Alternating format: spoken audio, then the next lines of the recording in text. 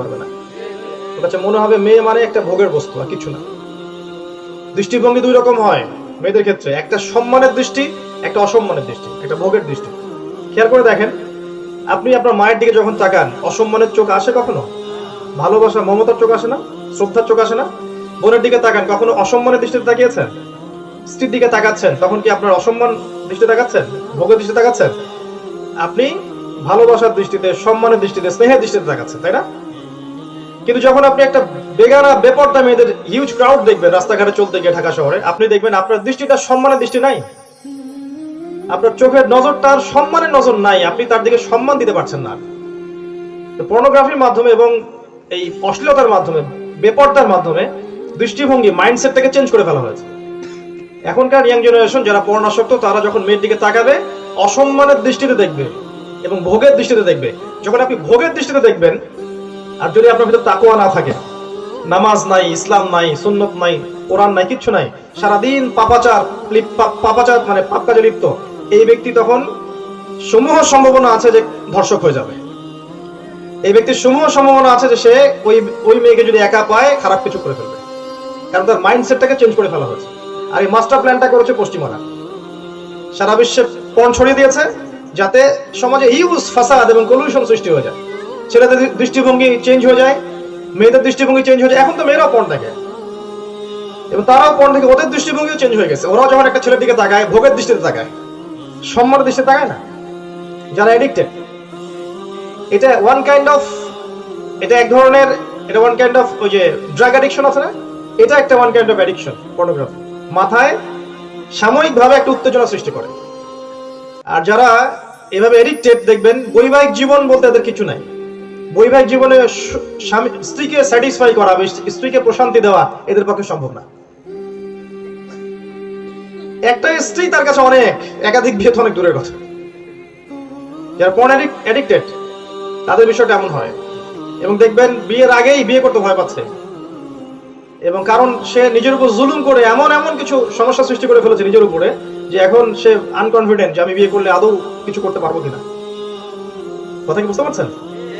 এই বিষয়গুলো এমনি এমনি হয়নি, প্ল্যানিং করে ছড়িয়ে দেওয়া হয়েছে যাতে করে মাইন্ডসেটটা চেঞ্জ হয়ে যায়। আমাদের মাইন্ডসেটকে চেঞ্জ করা হয়েছে। দেখবেন আপনি আর আমি এখন এমন মানসিকতার মানুষ হয়ে গেছি যে আমরা প্রাইভেট লাইফ আর পাবলিক লাইফের পার্থক্য বুঝি না। ভালো করে বোঝেন, একটা পাবলিক লাইফ আছে, মানুষের সাথে ডিলিংস করি, পাবলিক লাইফ। প্রাইভেট লাইফ কি? প্রাইভেট লাইফে আপনি একা একা ঘুমান, একা একা আপনার স্ত্রীকে সময় দেন, আপনার প্রাইভেট একটা জীবন আছে না, ওই প্রাইভেসি, আপনার ব্যক্তিগত জীবন, কেউ এটা জানে না। এখনকার এই টেকনোলজি গুলো যা করেছে, সহজলভ্য করে দিয়ে, যে আমাদের প্রাইভেট লাইফটাকে পাবলিক লাইফ করার মতো মানসিকতা তৈরি করে দিয়েছে। দেখবেন প্রাইভেট লাইফে একটা ছেলে তার ওয়াইফের সাথে শুয়ে আছে, সে সুন্দর করে একটা পিকচার তুলে ফেসবুকে দিয়ে দিল, করতেছে না? ওর এই চিন্তাটা নষ্ট হয়ে গেছে, কোনটা প্রাইভেট লাইফ আর কোনটা পাবলিক লাইফ।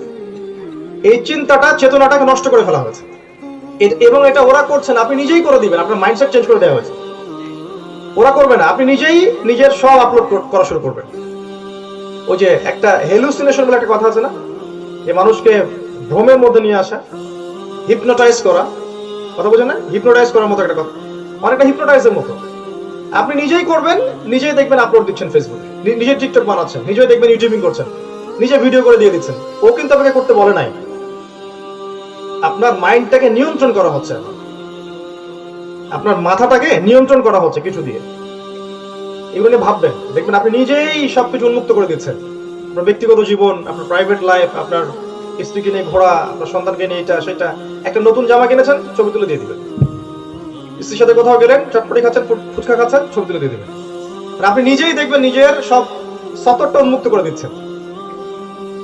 একটা প্রাণী নিজের ব্যক্তিগত জীবন এবং পাবলিক জীবনের পার্থক্য বোঝে না। একটা প্রাণী, তার নাম কি জানেন? বাদর। বাদর, বানর যারা আছে, বানরকে দেখবেন পাবলিকলি সেক্স করতেছে। আর একটা হচ্ছে কুকুর, পাবলিকলি সেক্স করবে জনসম্মুখে, তাই না? এর কি প্রাইভেটলি করে? এই জিনিসটাকে, এই মাইন্ডসেটটাকে এখন আমাদের মধ্যে ঢুকিয়ে দেওয়া হয়েছে। এখন আমরাও সব পাবলিকলি করছি। এটা কিন্তু এমনি এমনি হয়নি, এটা আপনাকে পর্ন দিয়ে আপনার মাথাটাকে পুরো ব্রেইন ওয়াশ করে ফেলা হয়েছে। সিনসিয়ার থাকবেন তাদের ষড়যন্ত্রগুলো সম্পর্কে। এই যে মাদক এমনি এমনি কিন্তু ছড়িয়ে দেওয়া হয়নি। এটা খাওয়ার এডিক্টেড যখন হয়ে যাবে একজন, তখন সে ভালো মন্দ, ন্যায় অন্যায়, হক বাতিল এগুলোর মানদণ্ডটা হারিয়ে ফেলবে। তার কাছে মন্দকে মনে হবে ভালো ভালো, ভালোকে মনে হবে খারাপ। তার কাছে আল্লাহ বিরোধী বিষয়গুলোকে মনে হবে এটা করা যায়, কোনো সমস্যা নেই। তার কাছে মনে হবে নামাজ পড়লেও ভালো, না পড়লেও কোনো সমস্যা নেই। তার একটা সুস্থ মাথা, কনফিডেন্ট মাথা, এই মাথার যে ধারণ ক্ষমতা এটাকে নষ্ট করে ফেলা হচ্ছে মাদক দিয়ে। আর এর বিভিন্ন ক্যাটাগরিজ এখন চলছে সমাজে। সিগারেট থেকে শুরু হয়, আস্তে আস্তে গাঁজা, ফেন্সিডিল, ইয়াবা, বিভিন্ন মাদক খাচ্ছে এবং সমস্ত শ্রেণীর মধ্যে ঢুকিয়ে দেওয়া হচ্ছে, কি গরিব আর কি ধনী। ঢাকার এলিট সোসাইটির দিকে তাকাবেন, দেখবেন এলিট সোসাইটির অনেক মেজরিটি সংখ্যক ইউথ দেখবেন এই যে বারগুলোতে, ইয়াবা সেন্টারগুলোতে, সবগুলোতে গিয়ে পড়ে আছে। এদের টাকার অভাব নাই, এদের মনের মধ্যে শুধু সুখ নাই, সুখ খুঁজতে যায়। তাদেরকে কেউ হেদায়েতের আলো পৌঁছাতে পারেনি এখনো, যে ওই সুখ, ওই প্রশান্তি ওই বারের মধ্যে নাই, কোরআনের কাছে আছে। আর যখন বলবেন যে এগুলো বাদ দিয়ে কোরআনের কাছে আসলে সুখ এবং শান্তি পাবে, প্রশান্তি পাবে, তখন আপনাকে তারা বলবে আপনি মৌলবাদী। অদ্ভুত বিষয়, মানে পুরো ওয়ার্ল্ড এখন শয়তানি এবং দাজ্জালি, চারিদিকে ফিতনা, চতুর্দিকে ফিতনা, যেদিকে তাকাবেন সেদিকে ফিতনা। আপনি কোন দিকে পা দিবেন? আর এই যুগে দাড়ি টুপি পাগড়ি জুব্বা নিয়ে আমি যদি মনে করি আমি খুব পাক্কা মুসলিম হয়ে আছি, তা আমার চেয়ে বড় বোকা আসলে পৃথিবীতে কেউ নেই। একটা ধরেন কওমে লুত আলাইহিস সালামের কওম, এই লুত আলাইহিস সালামের কওমের মধ্যে একজন যদি বসে বসে তাসবিহ টিপতে থাকে সুবহানাল্লাহ আলহামদুলিল্লাহ, আর যদি মনে করে যে আমি খুব পরেজগার মানুষ, এর চেয়ে বোকা কেউ মানুষ আছে? যখন সমাজের সমস্ত মানুষ জিনা করছে, ওই সমকামিতা লিপ্ত, তখন কিছু মানুষ বসে বসে তাসবিহ টিপছে, মনে করছে আমি খুব ভালো মানুষ। যদিও সনদটা দুর্বল, আল্লাহ পাক বলেছেন ওই ভালোগুলোকে সহ ধ্বংস করে দাও। আল্লাহ পাকের আদেশ ছিল, সনদটা যায়িফ, কিন্তু আছে হাদিস যে আল্লাহ ওখানে তো আপনার ইবাদত গুজার কিছু বান্দা আছে, তো ওদেরকে সহ ধ্বংস করে দাও। কওমে তো যে কথাটা বলতে এতগুলো কথা আসলো, যে শেষ বিচারের দিনে যে ব্যক্তি আল্লাহ পাকের রহমত পাবে, জাহান্নাম থেকে বাঁচতে পারবে, আরো সে ছায়া পাবে, এই ব্যক্তিরাই হচ্ছে সফল, আর কেউ সফল। আর এখনকার ইয়াং জেনারেশন পড়ে আছে মাদক, পর্নোগ্রাফি, গার্লফ্রেন্ডের সাথে হারাম অ্যাফেয়ার্স, আপনার পলিটিক্যাল পাওয়ার অ্যাচিভ করার মানসিকতা, গুন্ডামি, অহেতুক সময় নষ্ট করা, আড্ডা পিটানো, এমন কিছু বইপত্র পড়া যেগুলোর সাথে আল্লাহ এবং রাসূলের কোনো সম্পর্ক নাই। তারপরে আপনার কিছু গেমস আছে, এমন কিছু গেমস এবং স্পোর্টসে লিপ্ত থাকে যেগুলোর সাথে ফিজিক্যাল উপকারিতার কোনো সম্পর্ক নাই, অহেতুক সময় নষ্ট করে। এই ধরনের কাজগুলোকে দিয়ে ওরা এদের জীবনটাকে ব্যস্ত করে রেখেছে। এখন বলেন, এই যুবকরা কি সত্যি সত্যি ওই আরশের ছায়া পাবে? আরেকটা হাদিস শোনাই, তারপরে সামনে যাচ্ছে। কবরে প্রশ্ন হবে তিনটা, আপনারা জানেন তাই না? রবকে, দিন কি, এবং নবী কে, তাই তো? যারা তিনটা পারবে তাদেরকে আরেকটা প্রশ্ন করা হবে যে তুমি এটা কিভাবে জানলে? সে বলবে যে আমি আল্লাহর কিতাব পড়েছি, অতঃপর জেনেছি। যারা তিনটা পারবে না ওদের জন্য 4 নাম্বার প্রশ্ন নাই। আচ্ছা, এরপর যখন কিয়ামতের মাঠে মানুষ উঠবে তখন আরো 5টা প্রশ্ন হবে। কয়টা প্রশ্ন?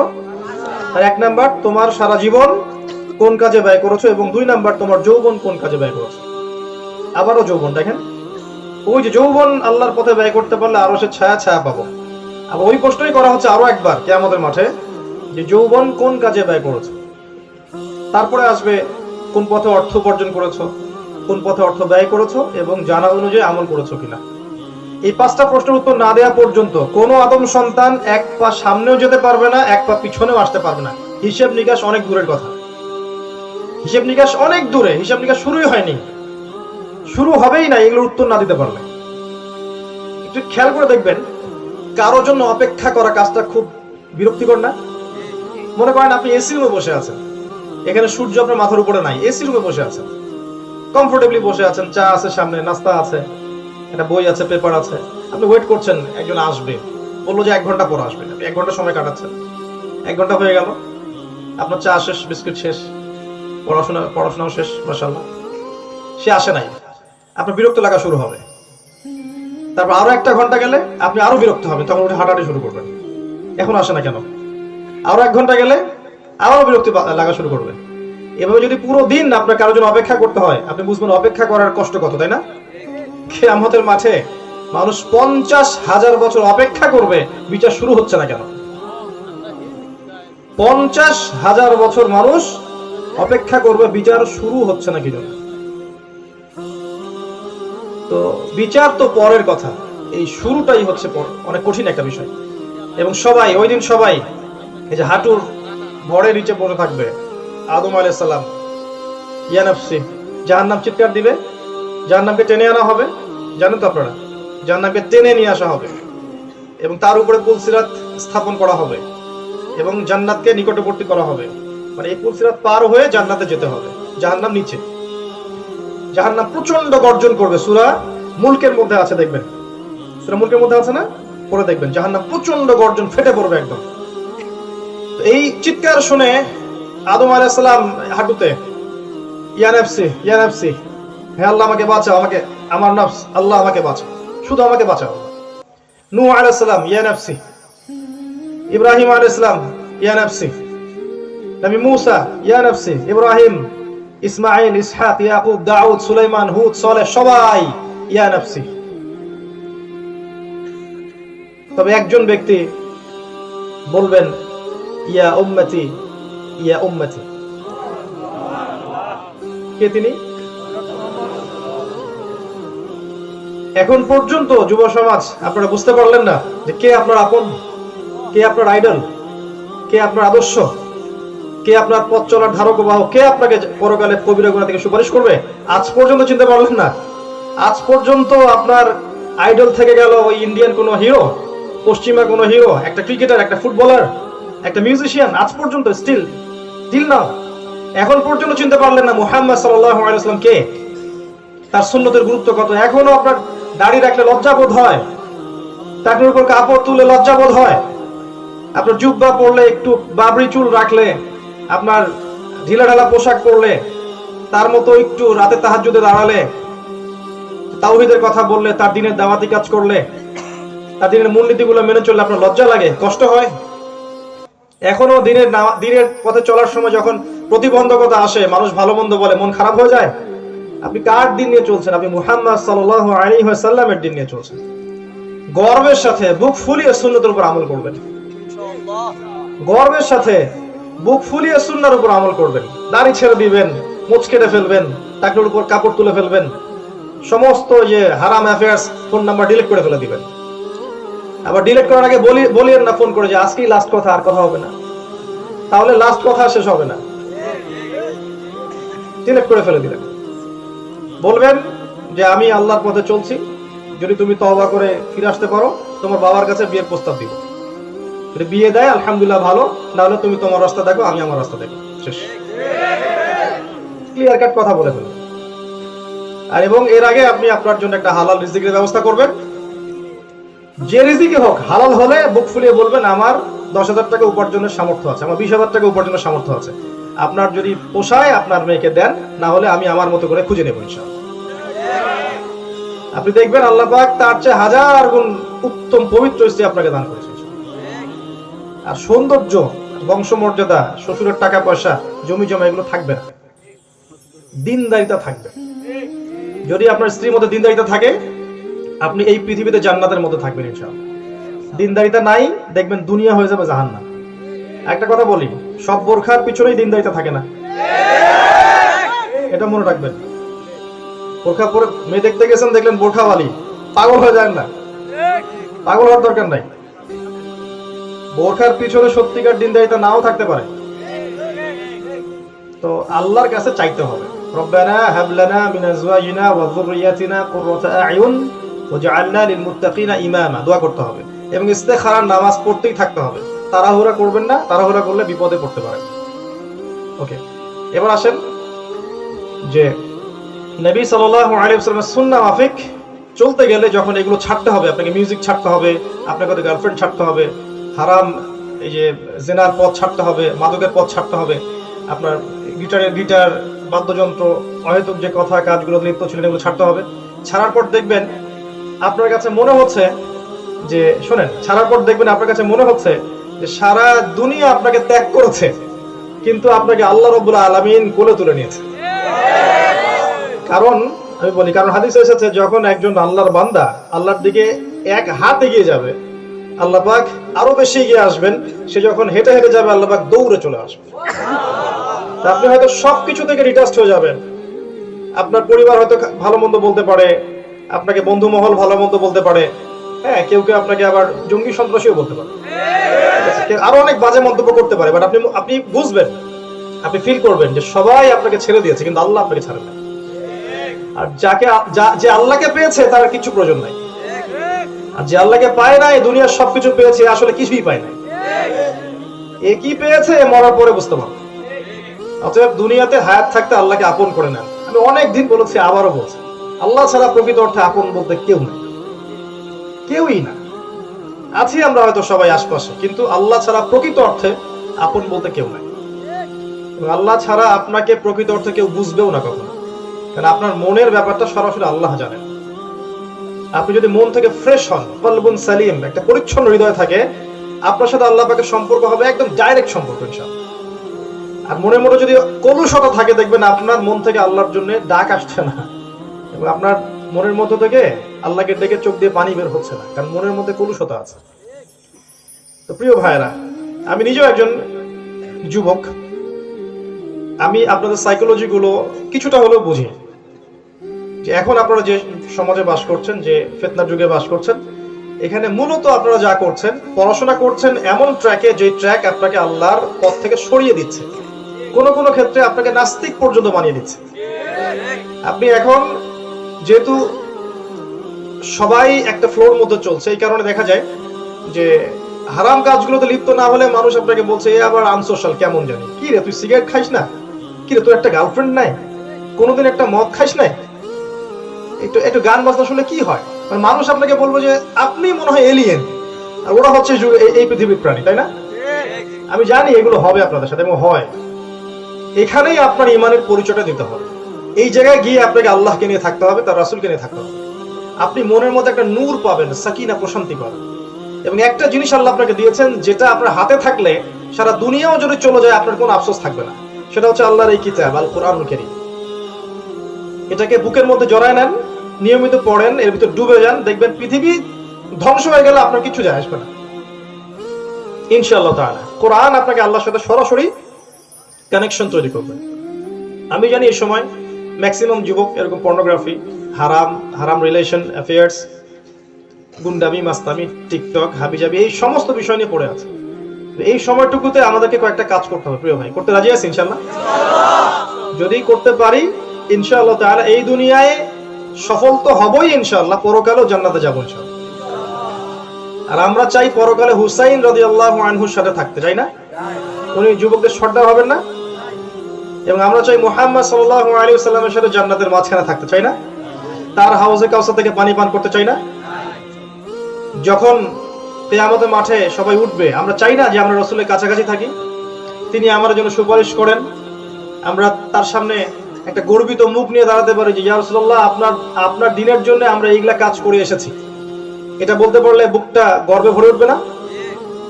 এখন যদি আপনি মদিনায় যান, রাসূল সাল্লাল্লাহু আলাইহি ওয়াসাল্লামের রওজা এবং কবরের সামনে দাঁড়ান, আপনি খেয়াল করবেন আপনার কাছে একটা অনুতপ্ত বোধ কাজ করবে।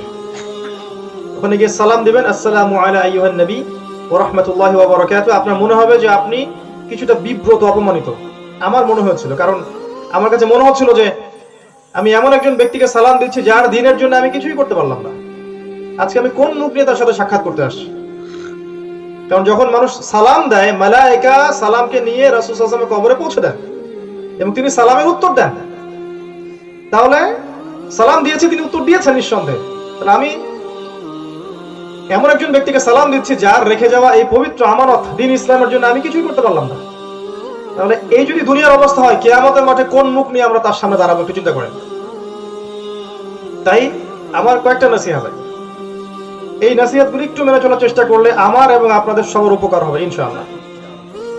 আজকে থেকে যাবতীয় রকমের পাপাচার ছেড়ে দেন, তওবা করেন যে আপনি আর হারাম মিউজিক্যাল ইনস্ট্রুমেন্টের পিছনে যাবেন না, আপনি গার্লফ্রেন্ডের পিছনে অহেতুক সময় নষ্ট করবেন না, সে আপনার জীবনের সবচেয়ে বড় ফিতনা।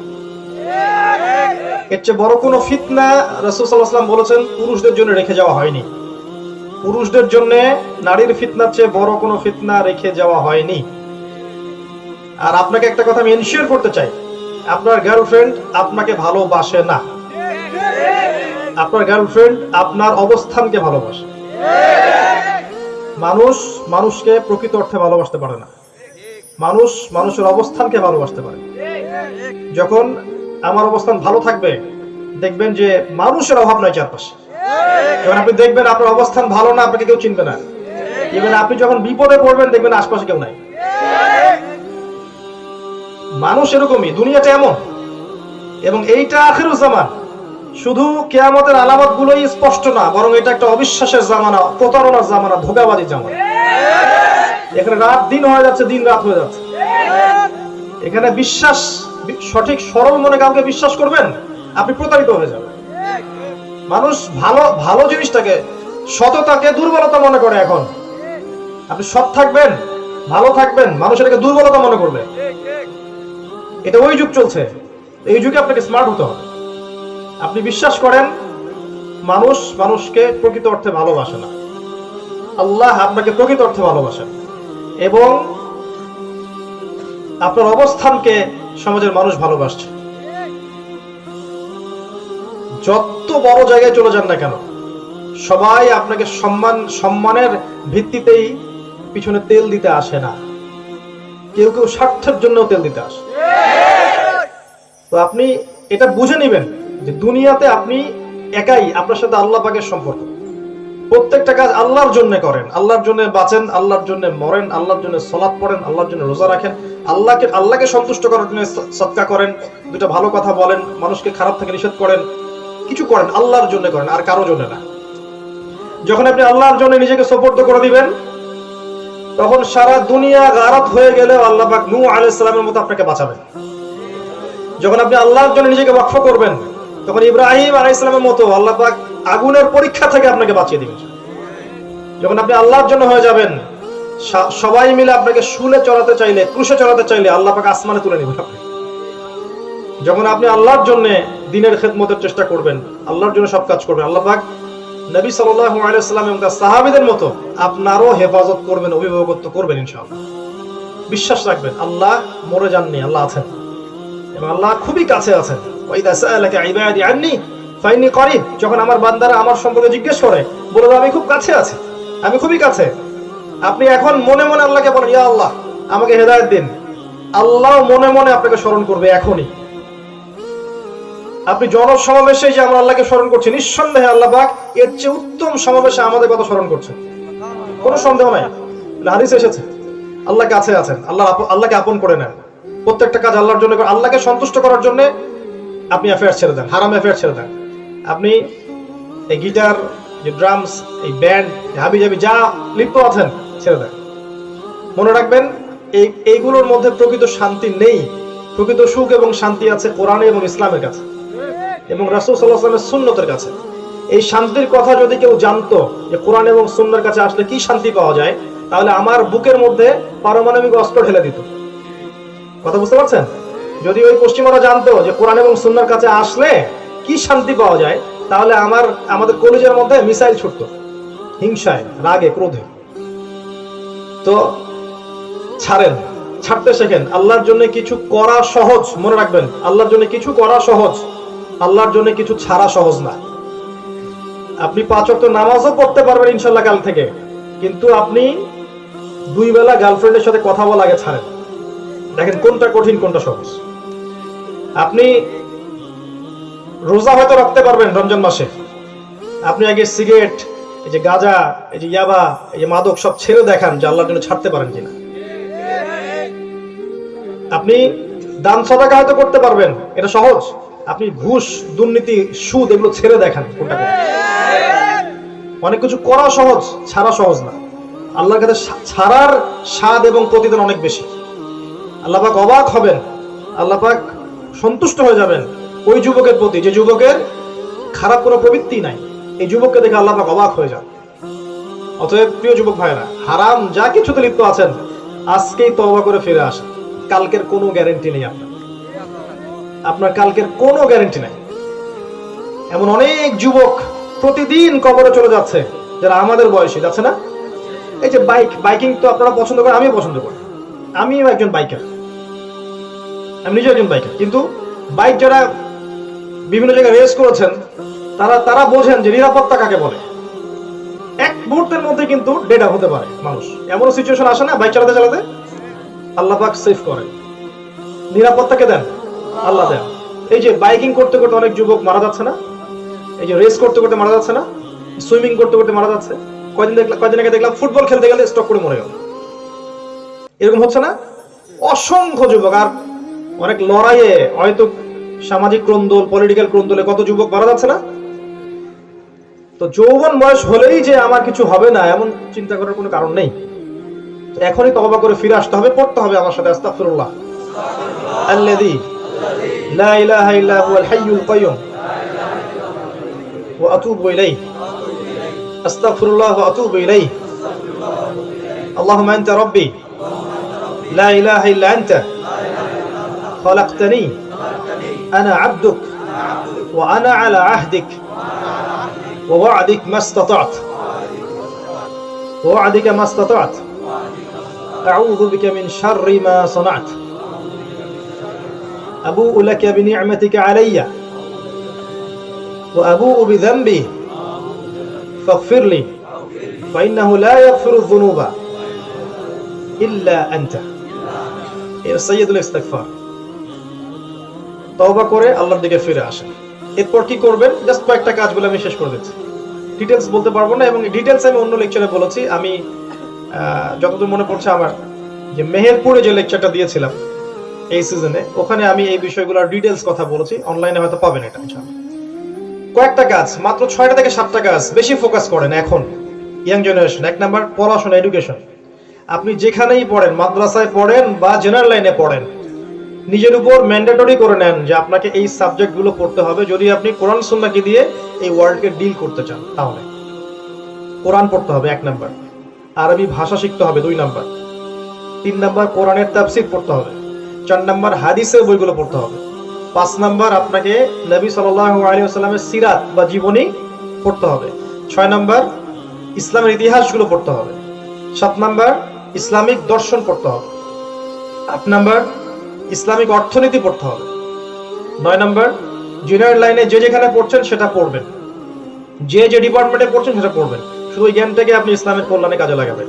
এবং 10 নাম্বার পুরো ওয়ার্ল্ড অ্যাফেয়ার্স, বিশ্ব প্রেক্ষাপট নিয়ে আপনাকে চোখ কান খোলা রাখতে হবে। এই 10টা সাবজেক্ট যদি পড়তে পারেন ইনশাআল্লাহ তাআলা দেখবেন আপনি 5 বছর পরে নিজেকে ফিল করবেন 5 বছর আগের আপনি আর 5 বছর পরের আপনি এক না। এবং ইনশাআল্লাহ আপনি যেখানেই থাকেন, আপনি যদি পড়াশোনায় আপনার যদি ইখলাস থাকে, খুলুসিয়াত থাকে, পরিশ্রম থাকে, অলসতা না থাকে, আল্লাহকে রাজি খুশি করার জন্য, দিনের জন্য কিছু করার জন্য আপনি মেহনত করতে থাকেন, আল্লাহ যদি কবুল করেন আপনাকে, আপনি যেখানেই থাকেন না কেন আল্লাহ আপনাকে তুলে নিয়ে আসবেন ইনশাআল্লাহ উপরে। আল্লাহ আপনাকে তখন ইজ্জত দিবেন, সম্মান দিবেন, আপনাকে মানুষের ভালোবাসা দিবেন, আপনাকে আল্লাহ পাক রিজিকের পথ প্রশস্ত করে দিবেন, দুনিয়া হাসানা দিবেন, পরকালে মুক্তি দিবেন ইনশাআল্লাহ। এগুলো আল্লাহ পাক দায়িত্ব নিয়ে নেবেন ইনশাআল্লাহ। তবে পড়াশোনা করার সময় বিনয়ী থাকবেন, পড়াশোনা করে জ্ঞান অর্জন করে অহংকারী হবেন না। অনেক বড় বড় নাম আছে সমাজে যারা অনেক বড় বড় ডিগ্রিধারী, কিন্তু ভিতরটা অহংকারে ভরা, এদিকে যাবেন না। অহংকার ইবলিসের স্বভাব। আমরা কিছুই জানি না, আমাদের জ্ঞান খুবই কম। এই সমস্ত সাবজেক্ট যদি আমরা পড়ে একদম শেষ করে ফেলি তারপরেও জ্ঞান খুবই কম থাকবে। আমার কতটুকু কম থাকবে? একটা পুরো সাগরে যতগুলো পানি আছে, এইখান থেকে যদি 1 ফোঁটা পানি তোলা হয়, সারা বিশ্বের মানুষের জ্ঞান ওই 1 ফোঁটা পানি। আর আল্লাহ পাকের জ্ঞানের তুলনা হচ্ছে সাগরের জ্ঞান, সাগরের পানি। তো আমরা জ্ঞানী নই। তবে এই জ্ঞানগুলো অর্জন করলে দিনের পথে চলা সহজ হবে ইনশাআল্লাহ। ইনশাআল্লাহ ইসলামের জন্য কিছু করতে পারবেন। এরপর জ্ঞান অর্জন করার পরে আপনি জানা অনুযায়ী আমলে সচেষ্ট হবেন, জানা অনুযায়ী আমলে সচেষ্ট হবেন। এখানে আপনি যেটা করবেন সেটা হলো যে নবী সাল্লাল্লাহু আলাইহি ওয়াসাল্লামের দিন রাতের সুন্নত আছে না? ঘুমানোর সুন্নত, ঘুম থেকে ওঠার সুন্নত আছে না? বাথরুমে যাওয়া, বের হওয়া, খাওয়ার সুন্নত, নামাজে যাওয়া, মসজিদে যাওয়া, কাপড় পরার সুন্নত, তারপরে আপনার ব্যবসা করার সুন্নত আছে না? পারিবারিক সুন্নত, অনেক সুন্নত আছে। বই কিনেন, দেখবেন সুন্নতের উপর অনেকগুলো বই আছে। এই সুন্নাহগুলো নিয়মিত মেনে চলেন, আপনার পুরো জীবনটা সুশৃঙ্খল হয়ে যাবে ইনশাআল্লাহ, দেখবেন। এবং আপনি ফিল করবেন যে আপনি নবী সাল্লাল্লাহু আলাইহি ওয়াসাল্লামের একজন রেখে যাওয়া আদর্শের ফলোয়ার, এটা আপনি ফিল করতে পারবেন ইনশাআল্লাহ, যে আপনি একজনকে ফলো করছেন, তিনি বিশ্বের সবচেয়ে শ্রেষ্ঠ মানুষ মুহাম্মদ সাল্লাল্লাহু আলাইহি ওয়াসাল্লাম। এরপরে আপনি যেটা করবেন সেটা হলো আত্মশুদ্ধি অর্জনের চেষ্টা করবেন। আত্মশুদ্ধি অর্জন করতে গেলে উলামায়ে কেরামের সোহবতে যাবেন, বেশি বেশি কোরআন তেলাওয়াত করবেন, মৃত্যুকে বেশি স্মরণ করবেন, ঠিক আছে? দুনিয়াবি এই যে চাকচিক্য, হিংসা, গীবত, ফাসাদ, অহংকার, এগুলো থেকে নিজেকে গুটিয়ে নেবেন, নিয়ে সমাজে মিশবেন আসহাবুল কাহফের মতো। প্রয়োজন যার সাথে আপনি মিশছেন, কম কথা বলবেন, কম বাসা থেকে বের হবেন, ঘরে বেশি থাকবেন, জিকিরের উপরে, সালাতের উপরে, তিলাওয়াতের উপরে বেশি থাকবেন, মানুষের সাথে কম মিশবেন, একটু কম খাবেন, একটু কম ঘুমাবেন, কম স্ত্রী সহবাস করবেন, যদিও হালাল। এগুলো করলে কিন্তু আত্মা মারা যায়, জানেন? এগুলো বেশি করলে আত্মা মারা যায়। বেশি জোরে হাসলে, বেশি বেশি খাবার খেলে, ভোজন রসিক হলে, বেশি কথা বললে, খুব বেশি বেশি স্ত্রী সহবাস করলে, এগুলো করলে আত্মাটা মরে যায়, যদিও কাজগুলো হালাল। আত্মশুদ্ধি অর্জন করতে হলে এগুলো থেকে একটু একটু করে গোটাতে হবে নিজেকে। একটু কম কথা বলেন মানুষের সাথে, প্রয়োজন যেটা সেটা বলেন, অপ্রয়োজনীয় কথা বলতে যায় না। একটু কম মানুষের সাথে মেশেন, সবার সাথে হিউজ ভাবে মেশার দরকার নেই, আপনি ভালো মানুষদের সাথে মেশেন। একটু কম খান, ভোজন রসিক হওয়ার প্রয়োজন নেই, আপনি আপনার প্রয়োজন যতটুকু অতটুকু খান, এক ভাগ খান।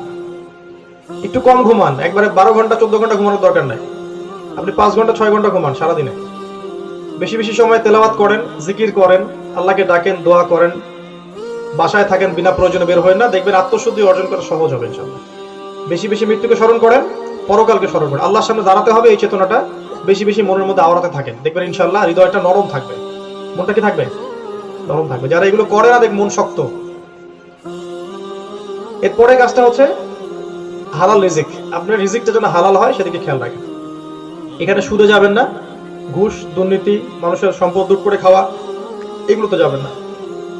কারণ যার রিজিক হারাম, তার ইবাদত আল্লাহর কাছে কবুল হবে না, এটাই সত্য। তারপরে আদর্শ পরিবার করবেন। পারিবারিক আদর্শটা হবে একদম ইসলামিক। সন্তান ইসলামিক আদর্শ গড়ে উঠবে, স্ত্রী হবে ইসলামিক আদর্শ গড়ে তোলা একজন নারী, মহিষী নারী। আপনার মা, আপনার বোন, আপনার বাবা, সবাইকে নিয়ে একটা আদর্শ ইসলামিক পরিবার করবেন। পরিবারে তালিম থাকবে, তাওহীদ থাকবে, সুন্নত থাকবে, ঠিক আছে? পরিবারে ইসলামী সংস্কৃতি থাকবে, সবার মধ্যে হৃদ্যতা, ভালোবাসা থাকবে, এমন একটা পরিবার গড়ে তুলবে। তবে পরিবারের মধ্যে ফাসাদও হতে পারে, আল্লাহ পাক কোরআনে ওটা বলেছেন, ইন্না মিন আজওয়াজিকুম ওয়া আওলাদাকুম, ইন্না মিন আজওয়াজিকুম ওয়া আওলাদিকুম ফিতনা। অনেক তোমাদের মধ্যে অনেক স্ত্রী আছে এবং সন্তান আছে, এগুলো ফিতনা, পরীক্ষা। অন্য সূরা আছে আদুউল লাকুম ফাহদারুহুম, কেউ কেউ থাকতে পারে শত্রু তোমাদের ভিতরে, তাদের ব্যাপারে সতর্ক থাকবে। নূহ আলাইহিস সালামের ছেলে ইসলাম কবুল করেনি, তার স্ত্রী ইসলাম কবুল করে নাই। লূত আলাইহিস সালামের স্ত্রী ইসলাম কবুল করে নাই। মুহাম্মদ সাল্লাল্লাহু আলাইহি ওয়াসাল্লামের আপন চাচারা তার বিরোধিতা করেছে। পরিবারের সবাই যে একই আদর্শের হবে এমন নাও হতে পারে। সেক্ষেত্রে আপনি আপনার আদর্শে চলবেন, তাদেরকে আল্লাহর জিম্মাদারিতে ছেড়ে দেন, দাওয়াত দেন, বোঝানোর চেষ্টা করেন, যদি না বোঝে ছেড়ে দেন, আপনি আপনার পথে চলেন। এরপর ইসলামের জন্য আপনার জান, আপনার মাল, আপনার সময় শ্রম যা আছে এগুলোকে ব্যয় করে দিনের খেদমত করার চেষ্টা করতে থাকেন, যে যতটুকু পারেন। বলতে পারলে বলেন, লিখতে পারলে লিখেন, ঠিক আছে? জুমার খুতবা দিতে পারলে খুতবা দেন। একজন ইমাম হয়েছেন, ইমামতির সালাতের মধ্য দিয়ে, তালিমের মধ্য দিয়ে জনগণকে ভালো কিছু শেখান। সমাজে আপনার পাওয়ার আছে, আপনি এই পাওয়ারটাকে আপনি ইসলামের কল্যাণে কাজে লাগান। আপনি একজন অর্থনৈতিক নেতা, ইসলামিক ইকোনমিক্সটা ইম্পোজ করেন জনগণের উপরে। আপনি যদি একজন ফিলোসফার হয়ে থাকেন, ইসলামিক দর্শনটা প্রিচ করেন। যদি আপনি একজন আরো বড় কিছু হয়ে থাকেন, তাহলে আপনার আন্ডারে যে মানুষগুলো আছে তাদেরকে ইসলামিক মোটিভেশন দেওয়ার চেষ্টা করেন। এগুলো সামর্থ্য নাই, আপনার সম্পদ আছে, আল্লাহর পথে সম্পদ ব্যয় করেন।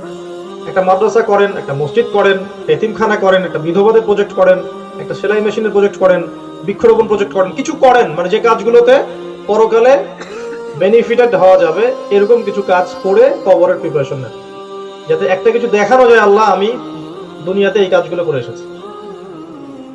আমাদের শেষ কথা হচ্ছে যে আমাদের জীবনের সময়টা লিমিটেড।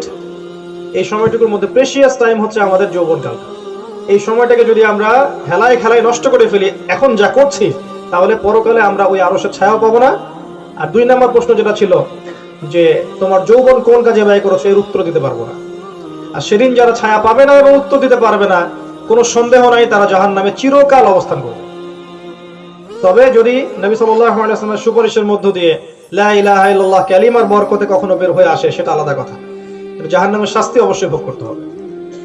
এই সময়টুকু কাজে লাগানোর জন্য আমাদেরকে প্রথমে তওবা করতে হবে, সমস্ত হারাম ছেড়ে আল্লাহর পথে ফিরে আসতে হবে, এবং আসার পর আপনাকে এই কয়েকটা কাজ বেশি বেশি গুরুত্ব দিয়ে করতে হবে। 1 নাম্বার জ্ঞান অর্জন, 2 নাম্বার জ্ঞান অনুযায়ী আমল, 3 নাম্বার জ্ঞান অনুযায়ী আমল মানে হচ্ছে নবী সাল্লাল্লাহু আলাইহি ওয়াসাল্লামের সুন্নাহর উপর থাকা, 3 নাম্বার আত্মশুদ্ধি অর্জন করা, মনটাকে ফ্রেশ করা, মনের মধ্যে খারাপ রিপুগুলোকে দূর করা, 4 নাম্বার হালাল রিজিক অন্বেষণ করা, হারাম থেকে দূরে থাকা, 5 নাম্বার আদর্শ ইসলামিক পরিবার গড়ে তোলা, এবং 6 নাম্বার হচ্ছে আপনাকে আল্লাহ যতটুকু সামর্থ্য দিয়েছেন এর আলোকে দিনকে এগিয়ে নেওয়ার জন্য দিনের খেদমত করতে থাকেন। যার যা সামর্থ্য আছে তাই নিয়েই দিনের খেদমত করতে থাকেন। আল্লাহ পাক সবাইকে তৌফিক ইনায়াত করুন, আমিন। আজকের মতো আমি আমার বক্তব্য এখানেই শেষ করছি। আকুলু কওলি হাযা আস্তাগফিরুল্লাহ লি ওয়া লাকুম ওয়া লিসাইরিল মুসলিমিন।